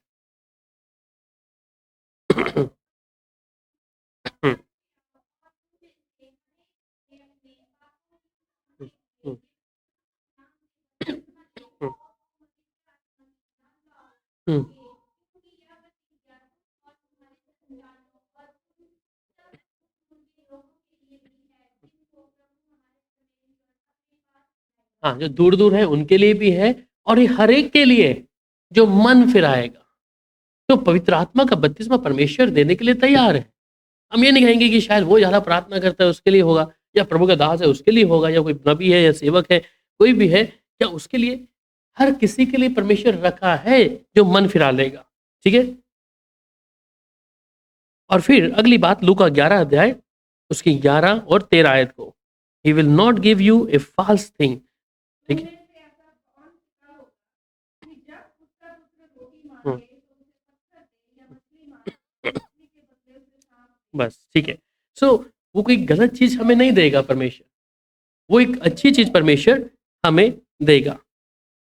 और फिर है जो उसकी आज्ञा मानते हैं उनको परमेश्वर देगा। और ये लिखता है प्रेरितों के काम 5 अध्याय उसकी 32 आयत में कहता है give to the those who obey God, जो परमेश्वर की आज्ञा मानते हैं। ये सबसे बड़ी बात है। हम्म,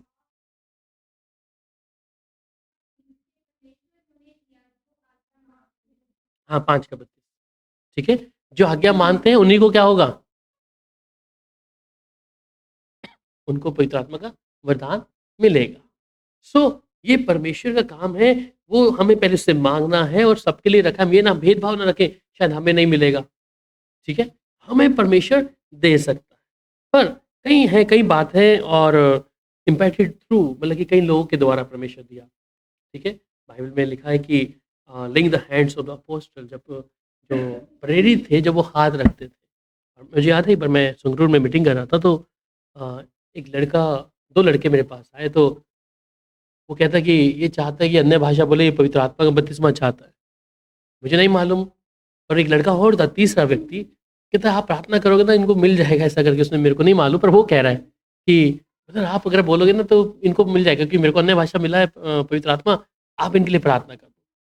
मैं जैसे उसके हाथ रख के प्रार्थना शुरू किया, वो अन्य भाषा में शुरू हो गया लड़का। दूसरा लड़का भी शुरू हो गया, फिर उसकी अपनी माँ को लेके आ गया। कहता मेरी माँ भी चाहती है, उसके रखा वो भी शुरू हो गई। तो दे स्पीक इन 19 टर्न्स और अन्य भाषा में प्रार्थना करना शुरू किया। और मैं पूछा मैं पहले था कभी, कहता नहीं, पहले नहीं था, हाथ रखने से आ गया। सो कई बार मैंने इन चीज़ों को देखा। मेरे पास जब जिस स्कूल में था, तो वहाँ मेरे पे लड़के थे, एक लड़का लड़की, तो उनको मैं ऐसे उनको टीचिंग दे रहा था, बाइबल स्टडी। तो मैं बोला प्रभु 3 दिन बाद तुमको ऐसा करेगा, देखना तुम 19 टर्न्स शुरू हो जाओगे बोलना। ऐसे संडे की मीटिंग खत्म हुई तो वो शुरू हो गए।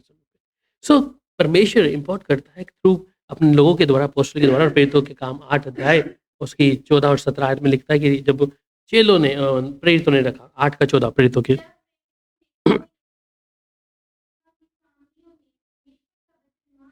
हुँ,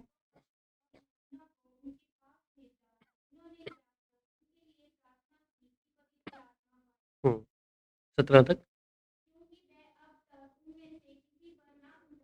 हुँ, हुँ, हुँ। तो ये लोग जो अपोस्टल्स हैं, इनके हाथ रखने के द्वारा क्या हुआ? प्रभु आज भी काम करता है। और फिर कई सेंट्स के द्वारा, प्रेरितों के काम 9:17 भी पढ़ दीजिए, 9 का 17।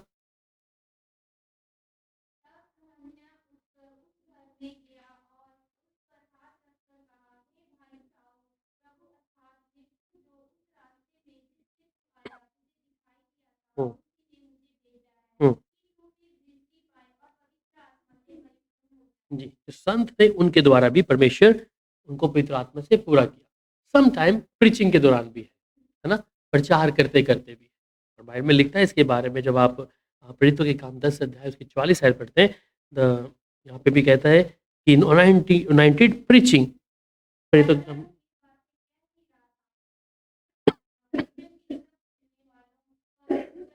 हाँ, तो यहाँ पे जब पतरस प्रचार कर रहा है तो पवित्र आत्मा क्या हो गया? सुनने वालों पे उतर गया एकदम। उन्होंने हाथ नहीं रखा। जो सुन रहे थे, इसका मतलब सुनने वालों का मन भी कैसा होगा? एक चित्त का होगा, तभी उन सब के ऊपर आया।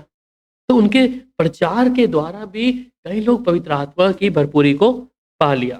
फिर times of waiting of God की कई बार परमेश्वर के कई बार खुद करता है, ठीक है? कई बार परमेश्वर स्वयं करता है। मेरे साथ ऐसा है कि परमेश्वर डायरेक्ट किया, किसी पास्टर ने मेरे ऊपर हाथ रख के नहीं किया, ना किसी ने भविष्यवाणी करी, पर प्रभु डायरेक्टली किया, ठीक है? तो प्रेरितों के काम 2 अध्याय उसकी 4 आयत में क्या कहते हैं? Times of the waiting of the God, जो प्रभु के लिए समय से भी इंतजार कर रहे हैं। पढ़िए। पवित्र आत्मा से भर गए हुँ, और जिस प्रकार आत्मा ने उन्हें बोलने की सामर्थ हुँ। दी, वे अन्य-अन्य हुँ। भाषा जी, अब ये 120 लोग थे, जिनको कोई छू नहीं रहा, कोई कुछ नहीं कह रहा, परंतु परमेश्वर डायरेक्टली देना शुरू किया इनको। Eagerly they are waiting, wait कर रहे थे, है ना? तो यहाँ डायरेक्टली परमेश्वर ने क्या किया? उनको दे दिया। अब कई बार इंस्टेंस ऑफ प्रेयर, जब हम प्रार्थना कर रहे होते हैं, उधर भी प्रेरितों के काम 4 अध्याय और उसकी उधर से 24 से लेके 31 तक पढ़ेंगे, जब हम प्रार्थना कर रहे होते हैं, तब भी परमेश्वर कर सकता है। तरीके पे। हुँ,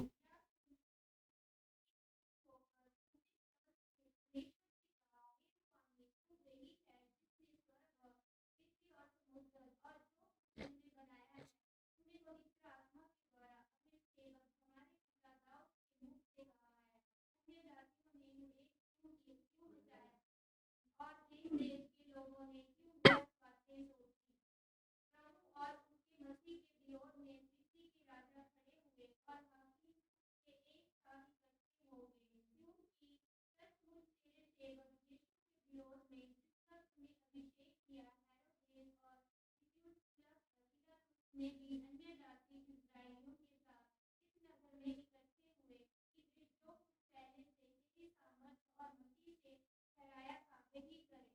अब हे प्रभु, उनकी धमकियों को देखकर अपने दासों को यह वरदान भी दे हुँ, कि तेरा वचन बड़ी हिदायत से सुनाए, चंगा करने के लिए तू अपना हाथ बढ़ा कि चिन्ह और अद्भुत काम तेरे पवित्र सेवक यीशु के नाम से किए जाएं। जब वे प्रार्थना कर चुके तो वह स्थान जहाँ वे इकट्ठे थे हुँ, हिल गया और सब पवित्र आत्मा से परिपूर्ण हो गए और परमेश्वर का वचन हिदायत से सुनाते थे। हुँ, आमेन। या सो जब वो लोग प्रार्थना कर रहे थे, तो क्या हो गया? वो जगह हिल गया वहाँ। तो जब हम कई बार प्रार्थना कर रहे होते हैं, परमेश्वर उस समय भी, ये परमेश्वर के तरीके हैं। परमेश्वर किसके जीवन में, मैंने इसलिए पहले बोला कि हम सबका तरीका अलग-अलग होगा।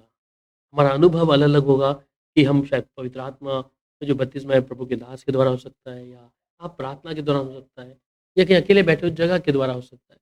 तो अलग-अलग परमेश्वर के तरीके हैं जहाँ पर वो करता है।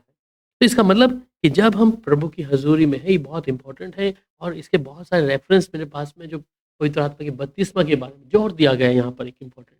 पर पानी के बपतिस्मा में वो कम चीज़ें मिलेंगी, पर ये जो पवित्र आत्मा का बपतिस्मा, ये बेहद ज़रूरी है एक विश्वासी के जीवन में होना। और ये बहुत ज़रूरी इम्पोर्टेंट क्यों है? कि ये मेरे को परमेश्वर के नज़दीक लेके आता है। उसमें मैं खाली नहीं होता, परंतु परमेश्वर की सामर्थ हमारे अंदर कार्य करती है। हमारी जो भी स्थिति हो, हम जैसी भी जगह पे हों, अगर यहाँ बैठे, कोई दूसरा आपके ऊपर योजना बना के बैठा है, अब यहाँ से प्रार्थना करेंगे और उसकी आत्मा से भरपूरी है, तो परमेश्वर वहाँ 100% काम करेगा।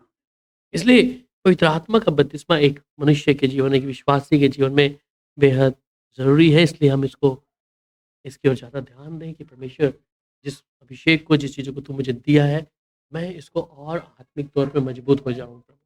अगर हम देखते हैं कि ये मेरे जीवन में थोड़ा कमज़ोर हूँ या वो पवित्र आत्मा की जो सामर्थ है वो मुझे कम नज़र आ रहा है, तो इसलिए प्रभु की हज़ूरी में बैठकर प्रार्थना करें प्रभु के सामने कि प्रभु मुझे बलकर शक्ति और सामर्थ दे पिता परमेश्वर, जिससे मैं तेरे नाम में और विश्वास करता रहूँ। तो ये अलग-अलग अनुभव है पवित्र आत्मा के बपतिस्मे के विषय में, और जितना आप उसके करीब रहेंगे उतना आप मजबूत होते जाएँगे। आइए प्रार्थना करते हैं।